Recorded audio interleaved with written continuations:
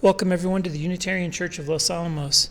Whoever you are, wherever you are in your life's journey, whatever you believe and whoever you love, whatever you don't believe, you are welcome here. My name is James Carroll. I'm a religious education instructor at the Unitarian Church, and today we're going to talk about the life of Muhammad, which is part 2 of a series on Islam. I want to remind everyone that we do have a course webpage.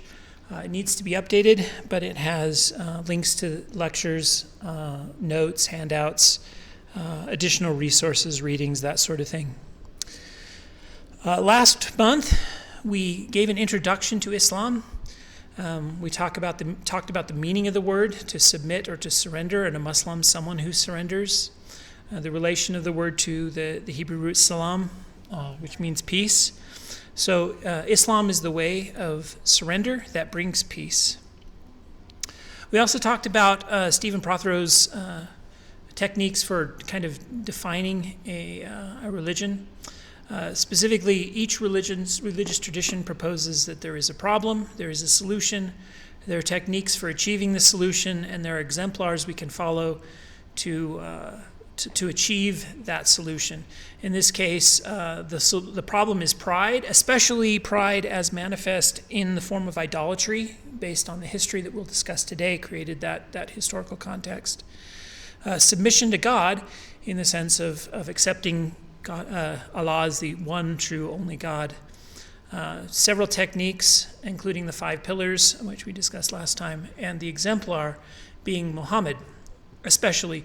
Also sometimes his companions and the imams, if you're a Shiite Islam, but many Muslims consider Muhammad to be the ideal human being and therefore the individual that we should emulate and the exemplar.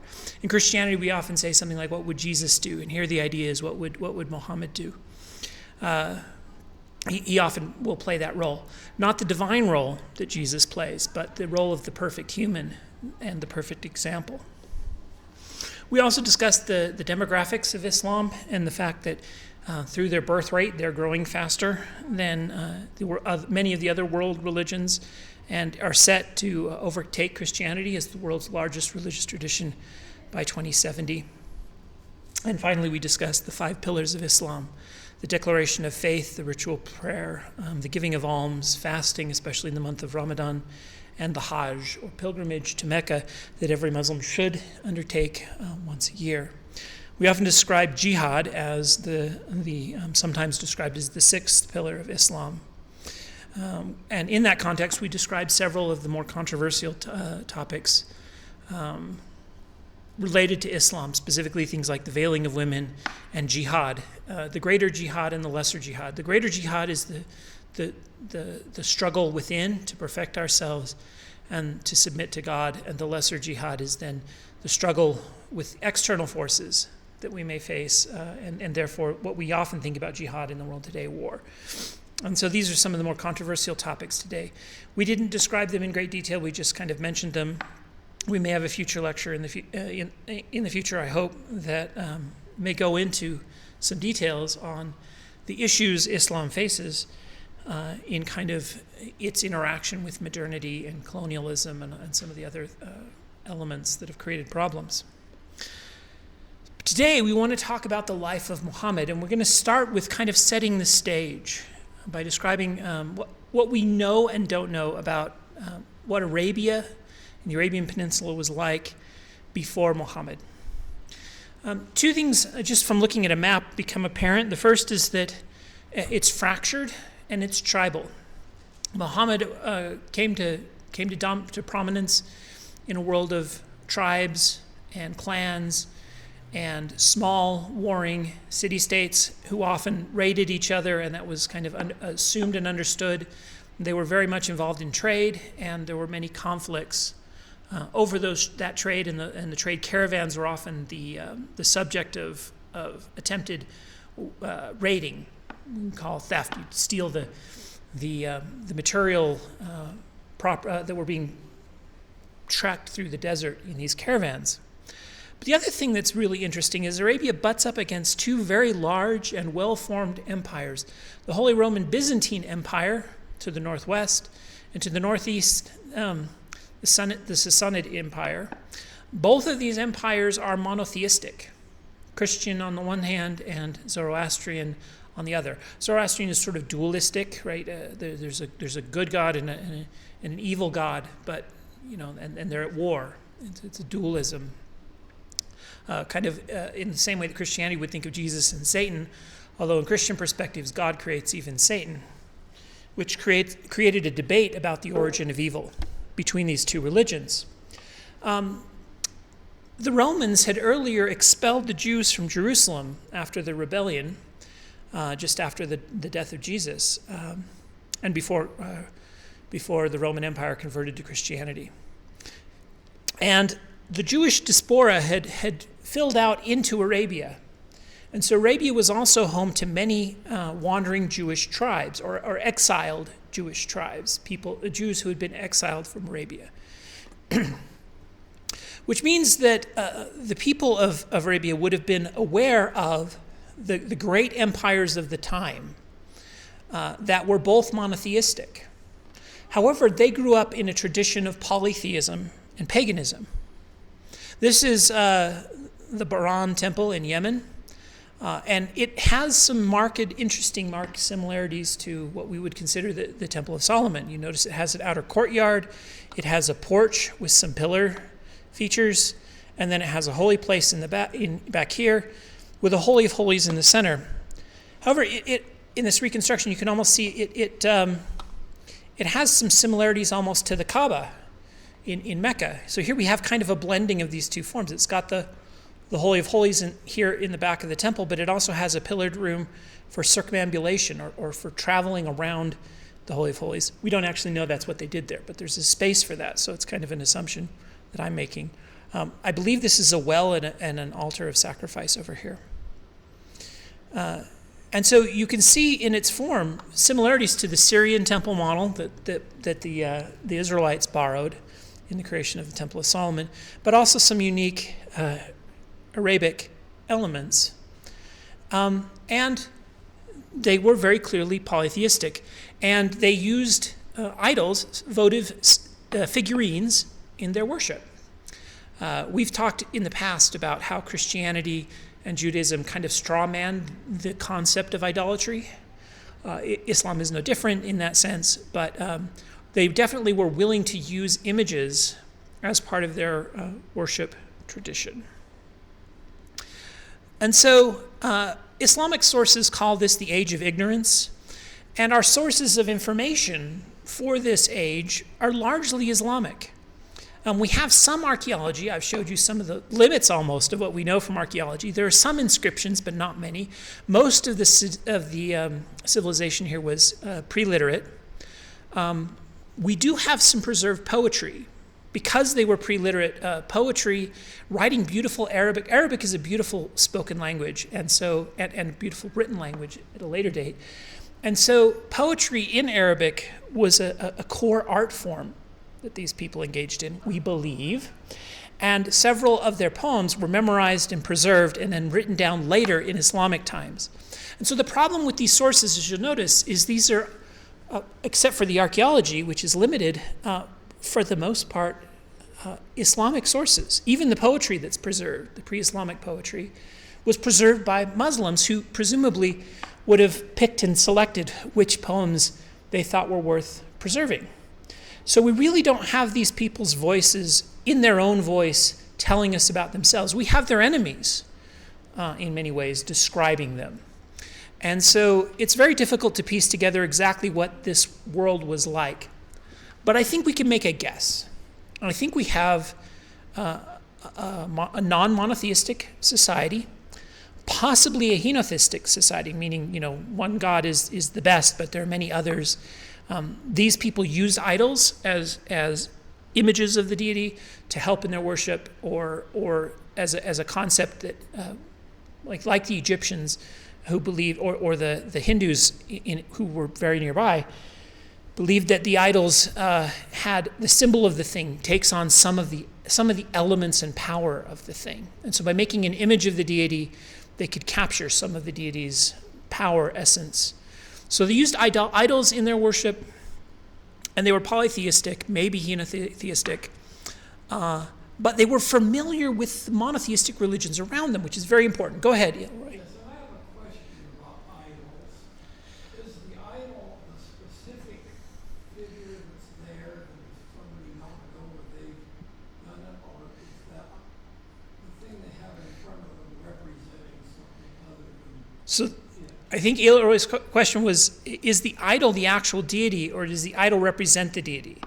I think the idol represents the deity, but there is a concept where the image of the thing captures some aspect of the thing's power and essence, much like your name represents you, and the symbol can take on some of the power of the thing that it represents.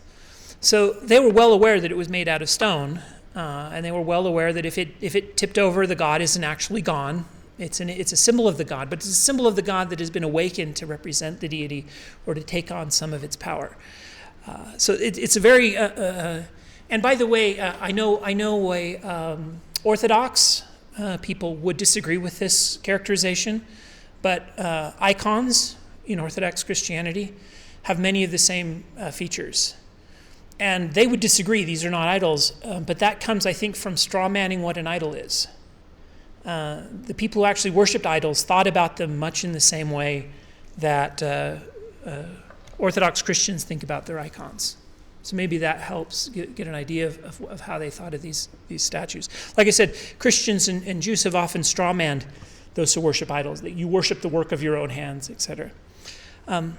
I think, though, that one of the keys here to understanding them is that because they were surrounded by stronger monotheistic traditions, there was probably a certain amount of monotheistic envy.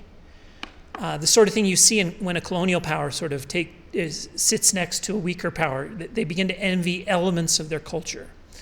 And this is supposition on my part, but I believe that sort of thing sets the stage for a monotheistic religion to grow inside of Arabia and be accepted by them. So although they're polytheistic, they probably have they certainly have this familiarity with Jewish traditions, with Jewish myths and legends from the Bible, and also with monotheism as a concept of the more powerful traditions and civilizations that surrounded them. Into this milieu, we get a child named Muhammad is born. Muhammad's name means praiseworthy. I've seen it spelled about 12 different ways in English, especially kind of the further back in English you go, you get a lot of very fascinating spellings. But as far as I can tell, there are several that are just very well attested even today, especially the Muhammad and Mohammed version. I'm emphasizing the spelling there, not how it's really pronounced. But Muhammad is a name that means basically praiseworthy. Here we have his name written in beautiful Arabic calligraphy on the door, Muhammad, Prophet of God. Our sources for his life are also problematic. We have the Quran itself, and the Quran is, most scholars I think agree that the Quran came into its final form within just decades of Muhammad's life. In this tradition where poetry was often memorized, as we described earlier, several pre-Islamic poems were memorized and preserved. The Quran itself is poetic and poetry, beautiful poetry, by the way, I might add, I think, and therefore it was preserved in memory. We have a tendency to discount things preserved in memory. In this case, I don't think we should. I think they had the ability to memorize. And today, even, there are people who've memorized the entire Quran. And they had these verses memorized, these revelations memorized. They would recite them to each other, and they wrote them down within decades. And so it's probably a fairly trustworthy source. The problem is that the Quran itself has very little to say about Muhammad's life. It is not a narrative. Unlike something like the Bible or with the Gospels, which tells a narrative of Jesus' life, or the Old Testament, which has the historical narratives, or even the Book of Mormon, which tells a history. The Quran is, if you're familiar with Mormon scripture, it's more like the Doctrine and Covenants, except much more beautiful poetic prose, poetic form. It's a series of revelations that were given to the prophet to deal with the issues that arose at the time. You can try to back out the issues he's dealing with from the text, but the text is also not ordered chronologically. And so it's very difficult to figure out from the Quran a full kind of biography of the man and his community. It's just doctrinal issues, warnings to repent before you burn, this sort of thing. And it doesn't really tell us much about the life of Muhammad, although we can get some from it. We also have the hadith, which are the reports. These are things like one of Muhammad's wives might tell you, well, I remember that when he prayed, he did this, or he did that. And then each hadith comes with a chain of transmission. This was said by so-and-so who told it to so-and-so who told it to so-and-so, and then it was written down. And so some of them are, even in Islamic circles, considered more authentic than others. And there's a whole formalism of study in which Muslims decide which hadith are reliable. Most of the hadith were written down in order to justify and canonize Islamic law, Sharia law. And so as such, most of them deal with how Muhammad did certain things so that we could figure out how we should do certain things, or how the law should be, or how he judged people, so how we should know how we should judge people. So they're very law-oriented, but they do tell us things about Muhammad's life, because a lot of them are like, well, we should do this because Muhammad once did this other thing. And so the hadith is a very useful technique or source material for trying to determine what the life of Muhammad was like. The other is the sirah, which are biographies. These were written many years later, and they used as sources the hadith, the Quran, and the myths and legends that had been passed to them from the oral storytellers. And so they heard these stories told about Muhammad, and they started to write them down into a coherent biography, many of them in sort of the medieval time period, although there are earlier ones. So some of them are late, some of them are early. If we want to then back out what we call the historical Muhammad, we have a problem. And I would argue that it is the same problem people have when they start talking about the historical Jesus or the historical Buddha. In most of those cases, I think they're chasing dreams. Anyone who tells you they've figured out exactly what the historical Jesus was like, they probably don't know what they're talking about, but they're probably very opinionated about it. And so we have to be really careful when we try to figure out what the real historical Muhammad was like. What we can tell you is what the character. Sometimes the stories we tell about something is far more important than what actually happened. I know as a historian, we really want to know what really happened. But as a student of religion, we want to know what stories the Muslims told about their prophet, because that tells us something about what they cared about, what they thought was important, and ultimately what became important to them because of the stories they told.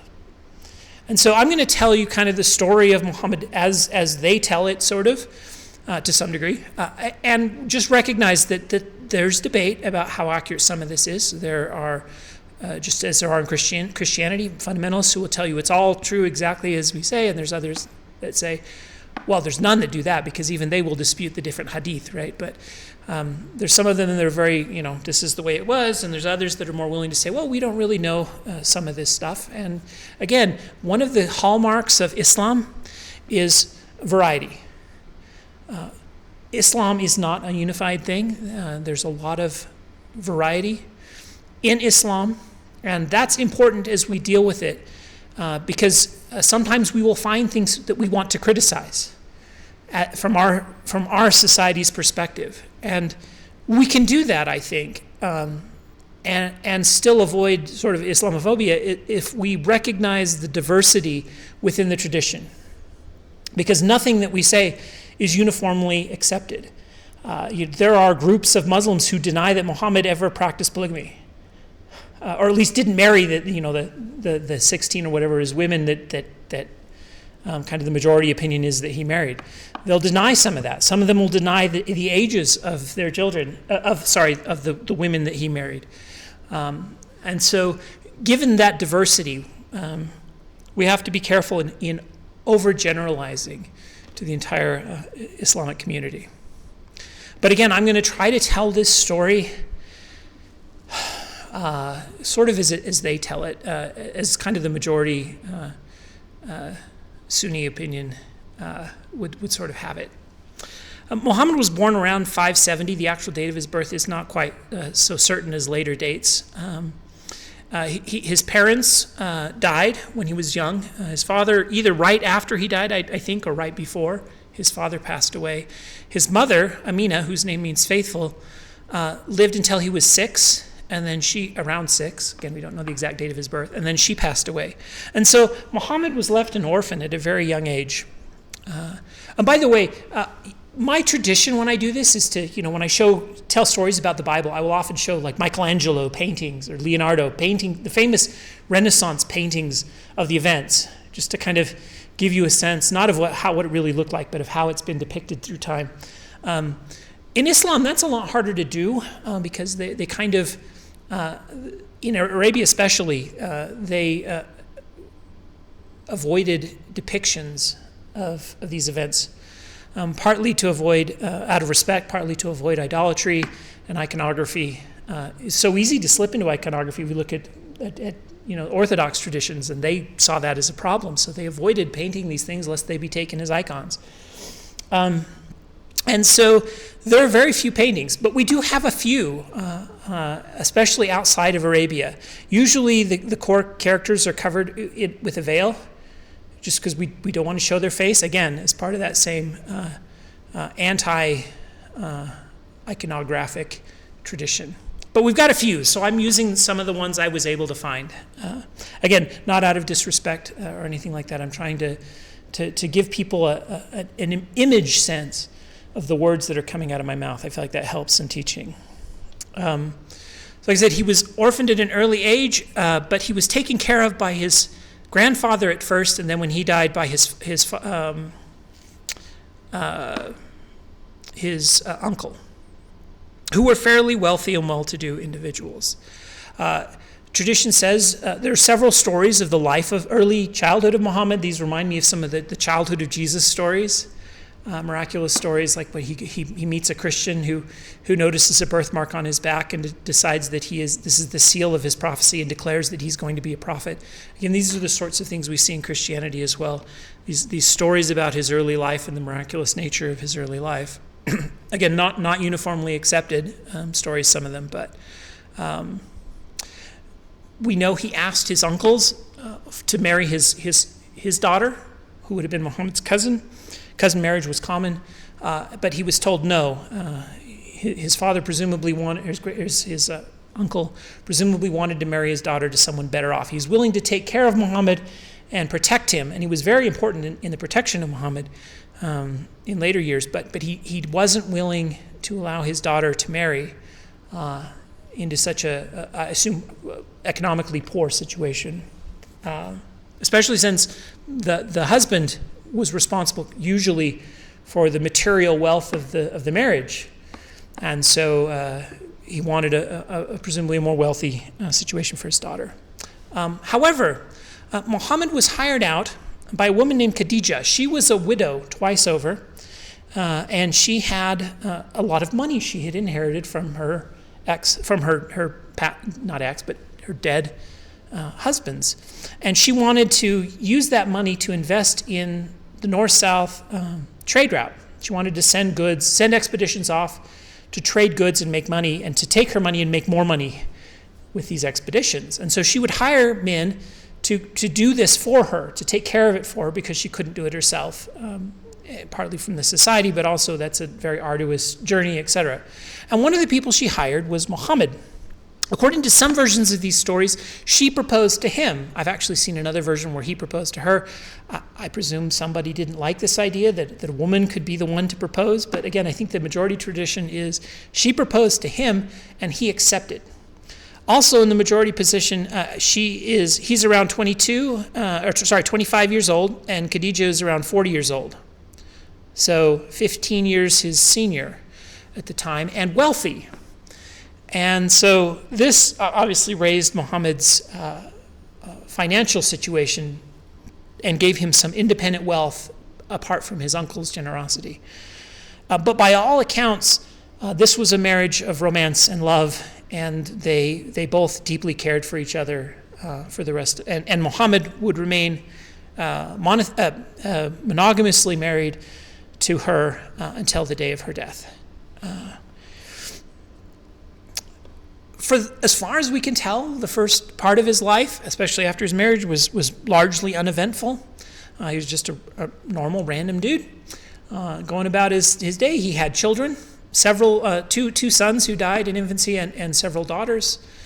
And then one day, it's told that he liked to go into the caves around Mecca to pray. Oh, I should also point out he was born in Mecca to a tribe who was and a clan who were sort of in charge of caring for some of the pilgrims who came to Mecca. And Mecca was a common pilgrimage site. The land there is very barren, but there was a well that tradition said his grandfather found after God told him where to dig.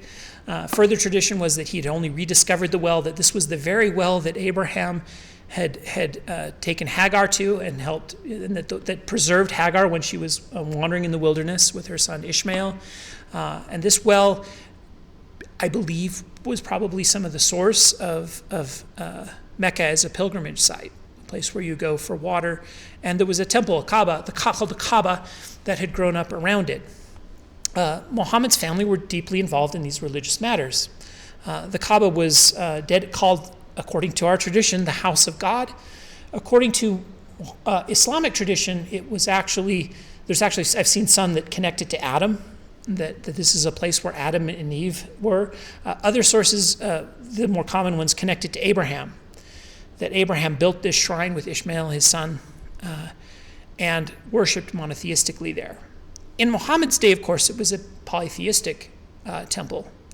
And so, but it may have been a temple to Allah, the one God, whereas idols from other deities and other cities could be brought into the temple. Like if you came on a pilgrimage, you might leave a little idol of your God there with this. So we don't actually know exactly, was this a temple originally dedicated to a specific polytheistic God or to a monotheistic tradition? Because again, they were familiar with the monotheism around them, and there was evidence that there were monotheists or henotheists, meaning one God, you believe in many gods, but you worship one, or one is more powerful than the others, and the others are like God's children. We know that Judaism went through those same steps as it evolved from polytheism to monotheism. And so they could have already been in this tradition transformation into monotheism, following a similar route that Judaism went through. But we know it was a polytheistic temple at the time. We know Muhammad's family was related to this temple and to the worship there. According to tradition, he would leave Mecca and head out to the caves around Mecca, and this is the traditional cave, and there he would meditate. One day while he was meditating in this cave, he was seized by a force. This is one of the more controversial images, by the way, because Muhammad's face is actually shown. Again, I'm not doing this out of disrespect. These are medieval illustrations of the events that I'm drawing from. But he was seized by a force while sitting in the cave, and it said to him, recite. Now, this word in Arabic that I knew this morning and has escaped my brain has dual meaning. It can mean to read or it can mean to recite, like to recite a poem. And so Muhammad replied, I can't read, thinking he meant read. And of course, the angel is holding up a scroll. Read, I can't read. Read, it grabbed him forcefully. Read, I can't read. 3 times, read, I cannot read. And then finally, the angel read it to him, and Muhammad recited it back. And this was the beginning of the Quran. And this is the word read. In the name of your Lord who created man, who created man from a blood clot. Read, and your Lord most gracious, he who taught by the pen, taught men that which he knew not. And so Muhammad left the cave and turned around, and he saw the angel whose face, it said, filled the horizon. And he went home. It said by the time he got home, he was crawling. He met Khadijah and said, help me, cover me. She was shaking from head to foot, afraid. She covered him with a blanket and asked, what's going on? And he explained that he had this revelatory experience, and he was afraid that he was either going mad or possessed by a jinn. one of the evil spirits or the trickster spirits that lived out in the wilderness. And she listened to his story and said, no, this sounds like a revelation from God, not from the jinn. This must pertain good, not bad.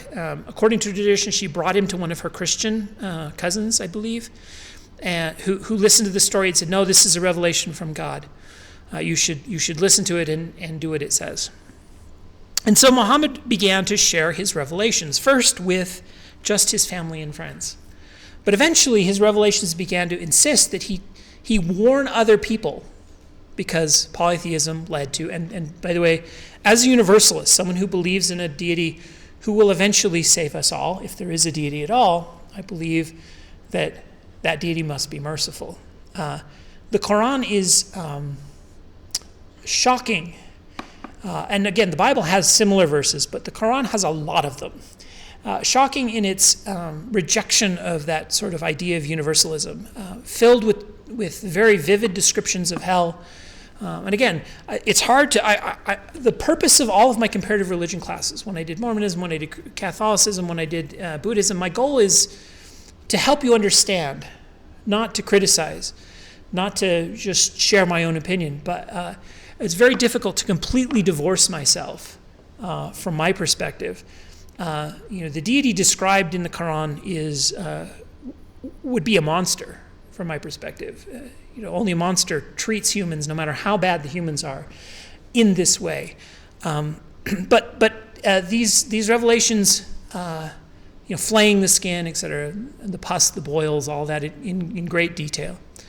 But I think it's very important to put this in the context of the culture in which Muhammad lived, a culture that kept the peace with threats of violence. Threats of violence were necessary to keep the peace.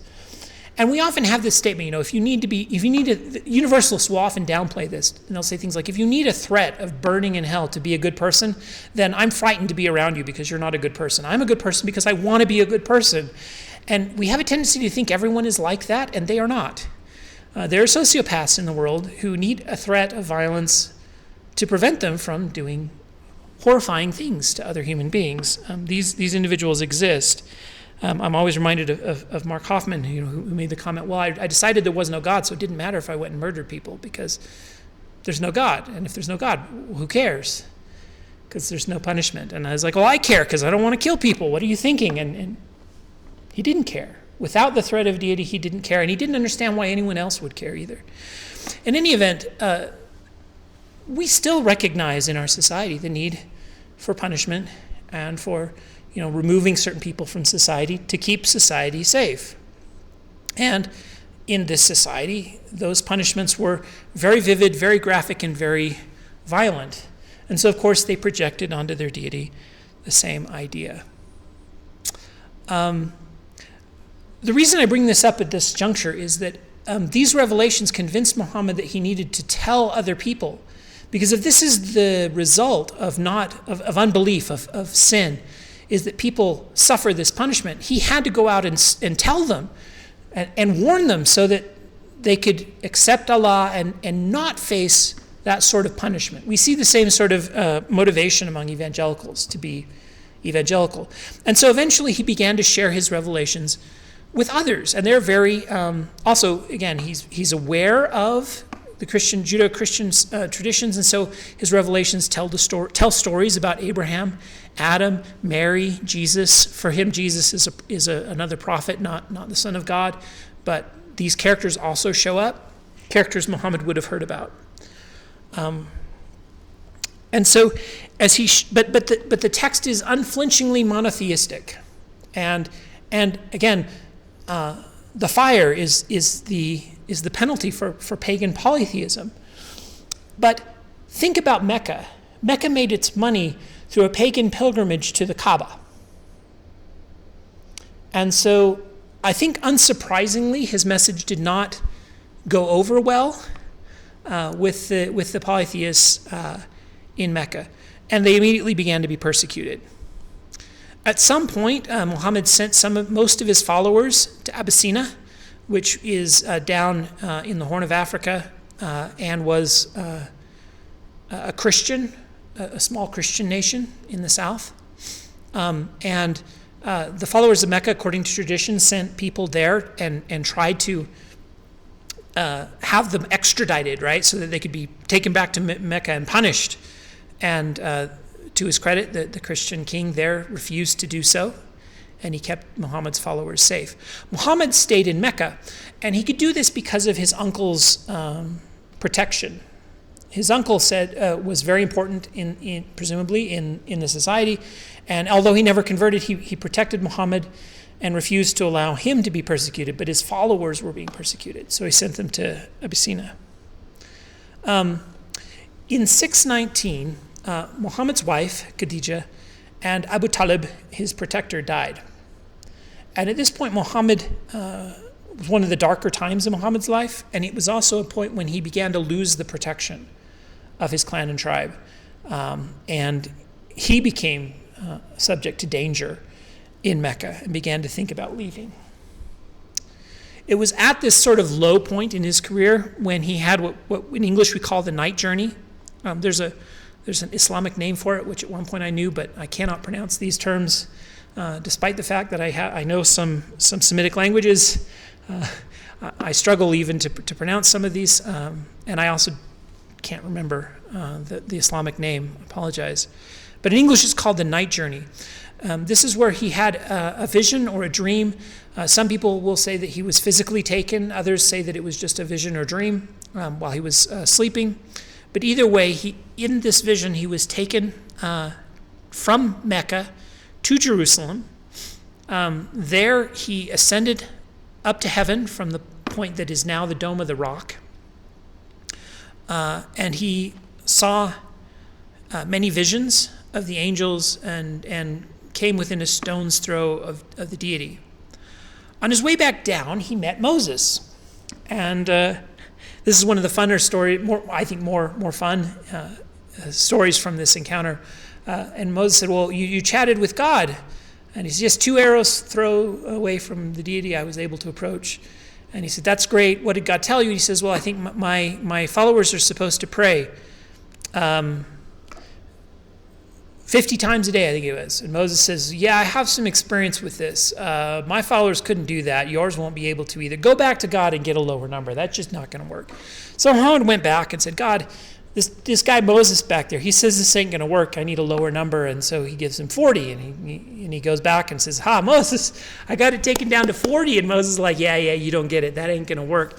And by the way, tradition, Jews pray 3 times a day. According to Mosaic traditions. So now we're back to 40. Okay, we'll go back. And then 30, and then 35, and then 20.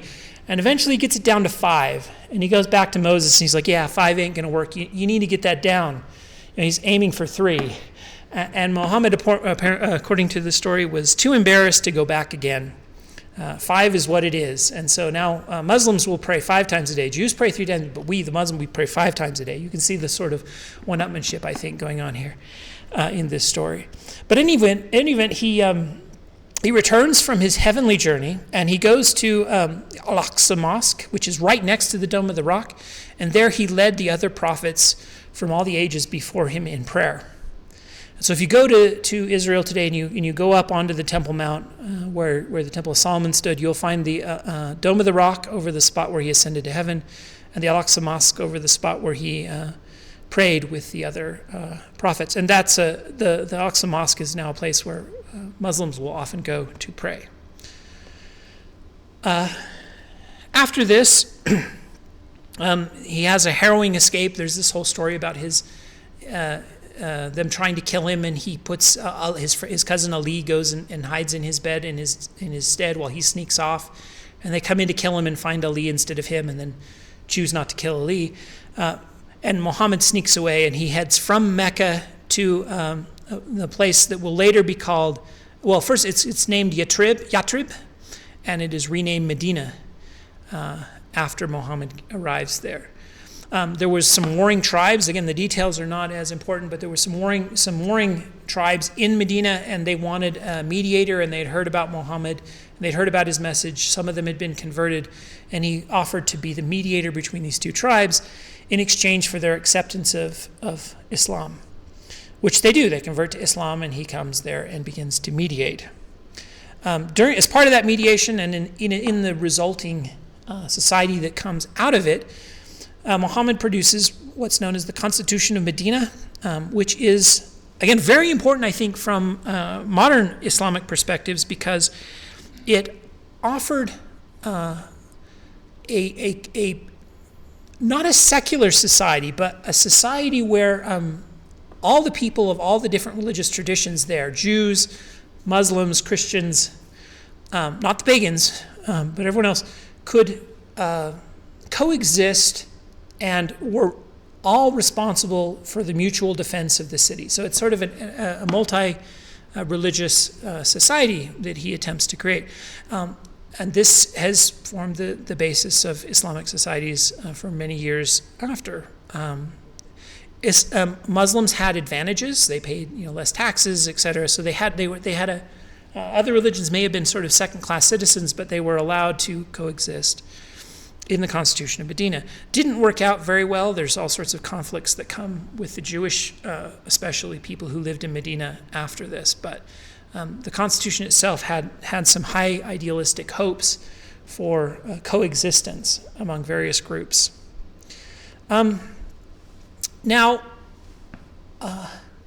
one of the more controversial aspects of Muhammad's life is his role as a general and a leader of war and battles, especially battles that we would consider to be offensive.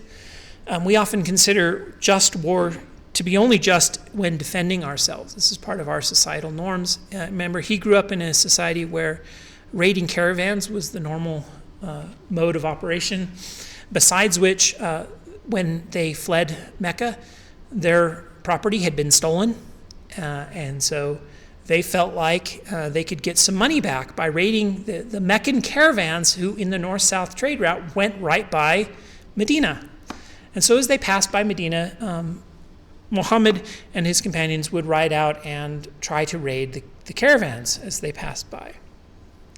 And on the 13th of March, 1624, the Meccans were fed up with the raids and decided to crush these budding Muslims in their infancy, and a battle ensued where, according to tradition, the Muslims were outnumbered 3 or 4 to 1, but they won anyway, according to tradition, because of Muhammad's wonderful leadership and because of the assistance of thousands of angels who fought on their side. Fresh from the rush of this victory, another battle was waged. Again, Mecca sent a large number of soldiers to try to crush these bothersome Muslims. And they were outnumbered again. And again, there are traditions like this in the life of Joseph Smith, but and I can't help but compare the two because they're just so similar in so many ways.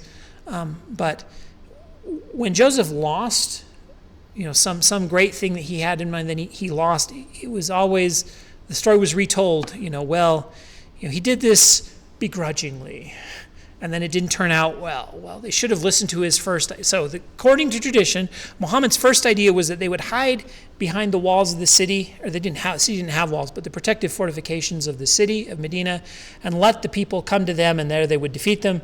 But his younger friends were like, no, that would be cowardly. We must ride out and defeat them. After all, angels protected us in the last battle. We can do this. Let's ride out and defeat our enemies.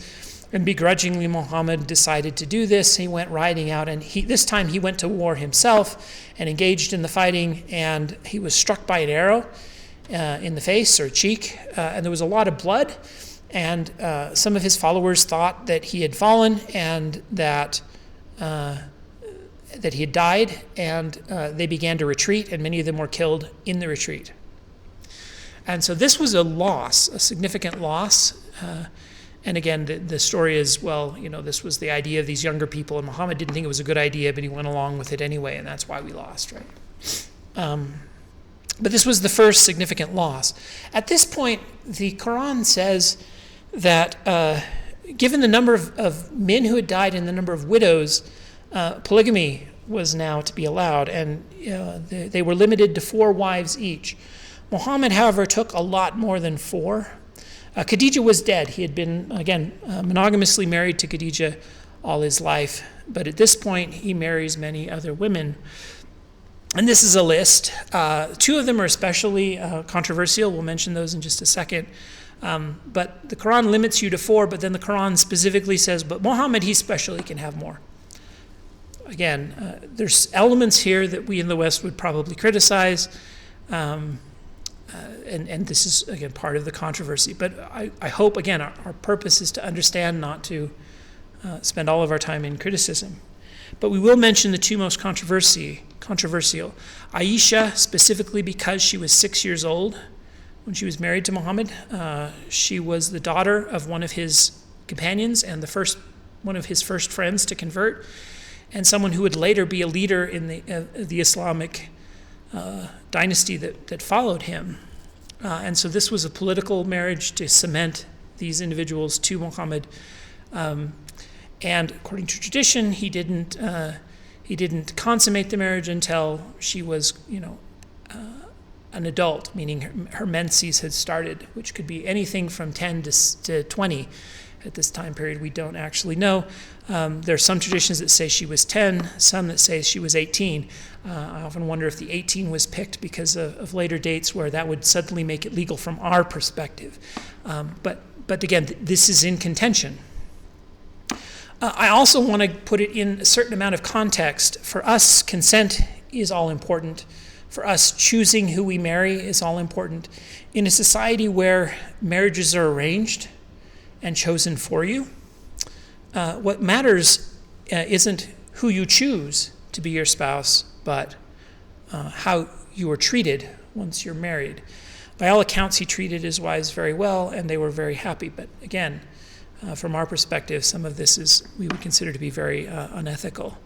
The other one that is very controversial is Zainab bint Josh. I don't know how to say his name.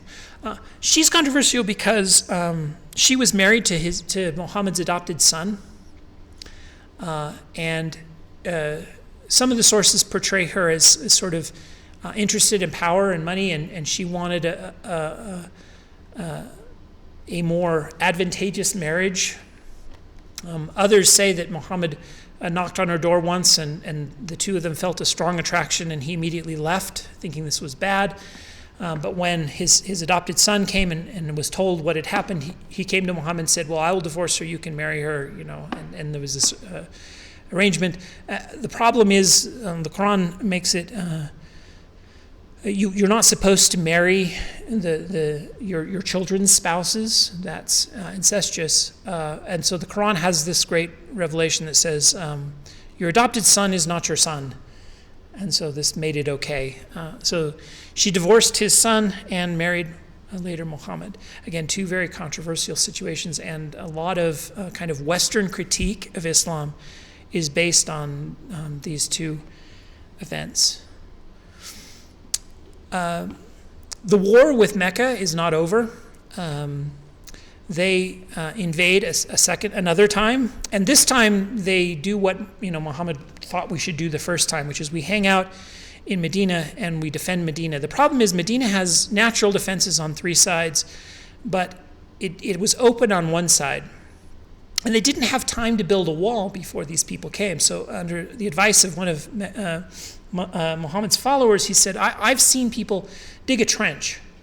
That's much easier. So let's dig a trench, and that'll work. And so they put their warriors behind the trench, and all the sources of water are on the inside. And so this almost has the opposite effect of a normal siege, where those inside have plenty of food and water, those outside are in the middle of a scorching desert, unprotected with no food and no water, and of course the siege failed. So once we follow Muhammad's initial suggestion, now this works. And so Muhammad and his followers win this battle, and the Meccans go home unsuccessful. Now after all this fighting, you would expect the idea of going to Mecca to be a bad idea. But Muhammad had this great idea. And by the way, it is brilliant. And his idea is, I'm going to go on pilgrimage to Mecca. 2 things happen here. First, he cements Mecca. And by the way, at this point is when Muslims change the direction they pray from praying towards Jerusalem towards praying towards Mecca. And the idea here is, I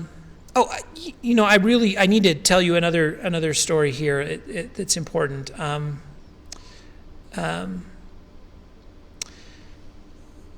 There was a Jewish group here who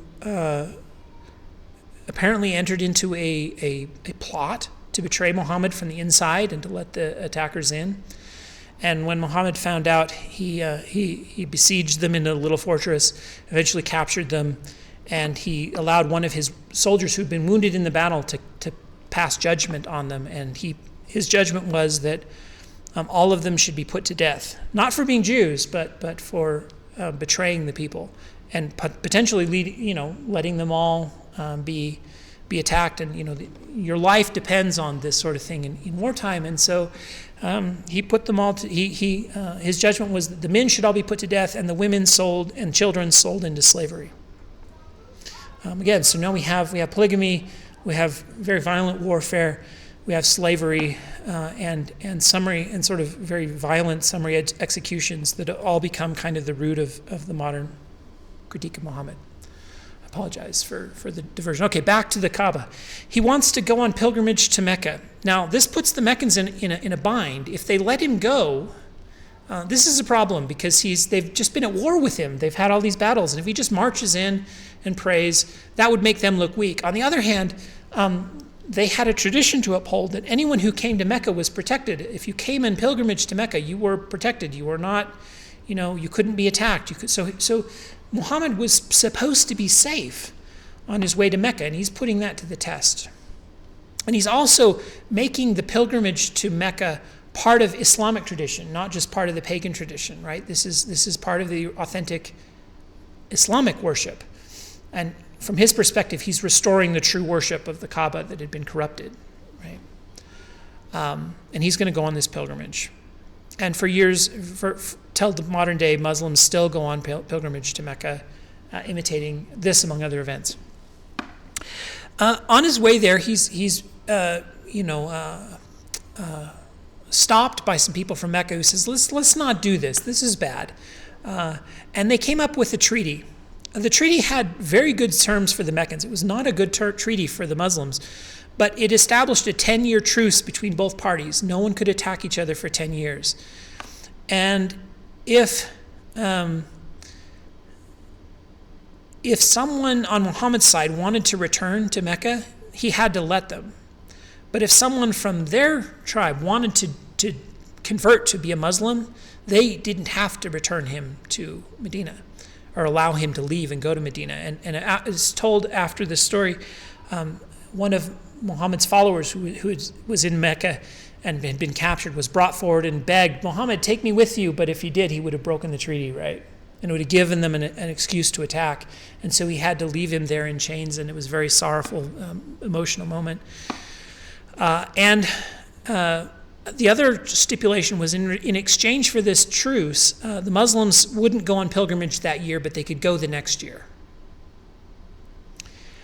which they did. The truce held for 2 years, and then a small skirmish of Meccans attacked some Muslims, according to the story. Again, we're hearing this from the Muslim side. And they broke the treaty. Some people broke the treaty. And in those 2 years, Muhammad's had invaded other groups, and he had grown his movement. Many people had converted. He had a much larger following. And by the way, his followers at this treaty said, this treaty is a bad idea. And Muhammad said, trust me, this treaty will lead to our victory. And again, he used the 2 years to grow his organization. And when the Meccans broke the treaty, according to, again, Islamic side of the story, Muhammad marched his army towards Mecca, and Mecca surrendered without a fight because they were presumably so outnumbered. And we call this the opening of Mecca. And in a largely bloodless conquest, he conquered Mecca and performed the Hajj and the pilgrimage to the Kaaba. There were some immediate conquests after that, shortly after this, and by the time that Muhammad died, shortly after, this is very much at the end of Muhammad's life, but by that point, the Islamic Caliphate had conquered all of the Arabian Peninsula. Muhammad took ill and returned from Mecca back to Medina, and eventually died in the arms of Aisha, his young wife, and was buried. Arguments and disagreements about who should succeed him formed the basis of the Sunni-Shia split that came afterwards, which we will talk about later because we are out of time. But that is the life of Muhammad, from the birth of an orphan to the conquest of all of Arabia, with its all of its controversies and all of its genius. There was a recent, I think it was Time magazine had a poll of like the most influential humans who ever lived, and Muhammad won. And when people asked why, since there are more Christians than than Muslims, why is it not Jesus? And the answer was, Muhammad did the work of Jesus, Paul, and the Holy Roman Empire, Constantine, all in one, because he not only created the religion, but he conquered a large chunk of the world as a military leader, as a political leader, and as a religious leader. So this is our introduction to Islam. We've now covered the life of Muhammad. I would love to discuss Mecca and the Hajj. I think there's very interesting information there, ritual and architectural, and very informative, I believe. I would love to discuss the Quran and its contents in greater detail.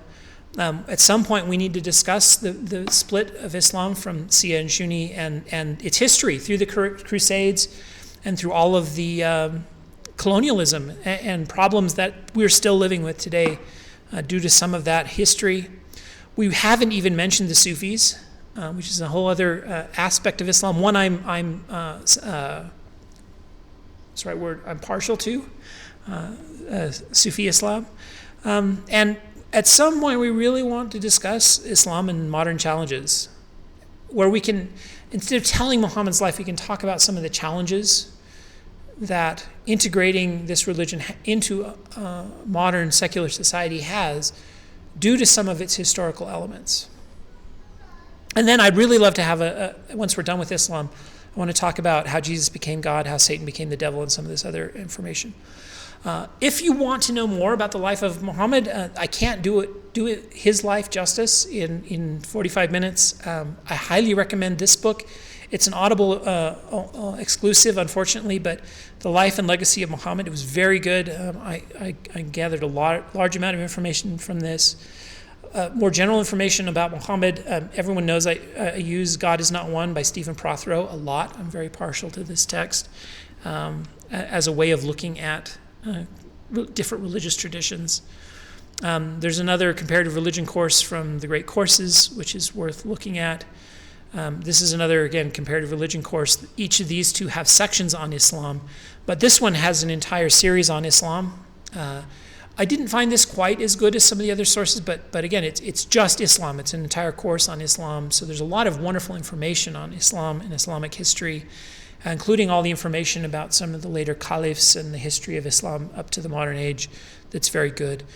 Karen Armstrong, let's see,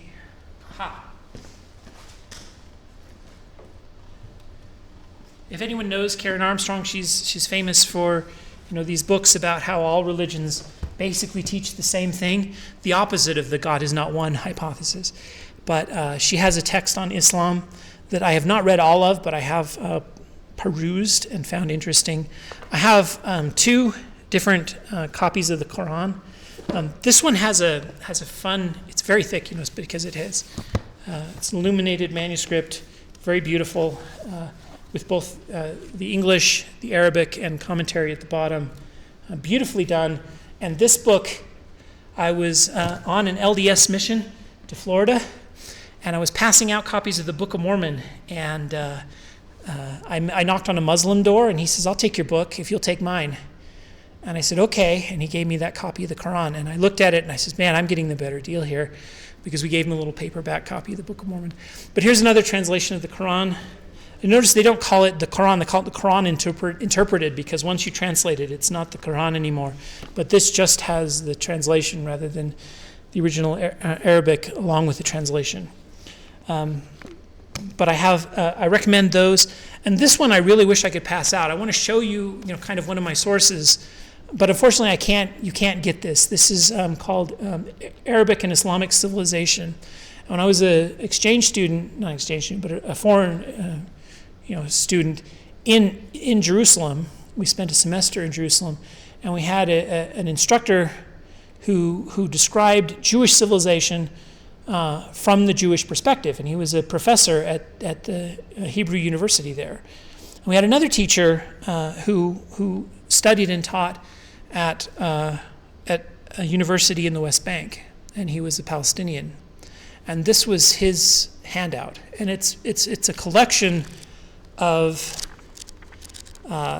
essays and material on the life of Muhammad, the origins of Islam, the spread of Islam, all the way down to the Palestinian-Israeli conflict, where he describes the fraction of the population that was Jewish and Palestinian at the time of the United Nations split the nation, and just so much good information. And it was very, very enlightening to see that conflict from both perspectives. That way, it was like these two people were living in alternate realities, and they're both trying to describe the same events. It was very enlightening. But this book I found to be very useful, and I use it in my classes on Islam a lot. And I really wish I could recommend it to you in a place where you could go and get this. So I want to show you where I was getting information, even though it's not something that you can also go out and buy. And the final thing I recommend is this conversation between Sam Harris, an atheist, and Wajid Hawaz, an ex-jihadist, Islamist turned moderate Muslim. And this will probably be the source for the discussion on Islam and the challenges it faces with modernity. But this discussion, despite the fact that, especially if you're a Muslim, it will challenge you, I found it incredibly enlightening. And just the fact that these two could talk to each other and have a rational conversation was heartening. But also the way they directly addressed the issues without sort of dodging them, and said, there are problems here, how do we address them? Especially since Sam Harris's dream of just making everyone not be Muslim is not practical. That's not what's going to happen. And so how do we live with the millions and millions and billions of Muslims on this planet, especially as they become the largest religion on the planet, which they're set to do in not too many years, if modern demographic trends hold. So that's it. I recommend those sources if you want to know more. We will come back next time and probably talk about the Kaaba. In the meantime, are there any parting thoughts, questions, or deep musings? All right. If not, I will see you all next month, and thank you all for coming, and I hope to see you next time.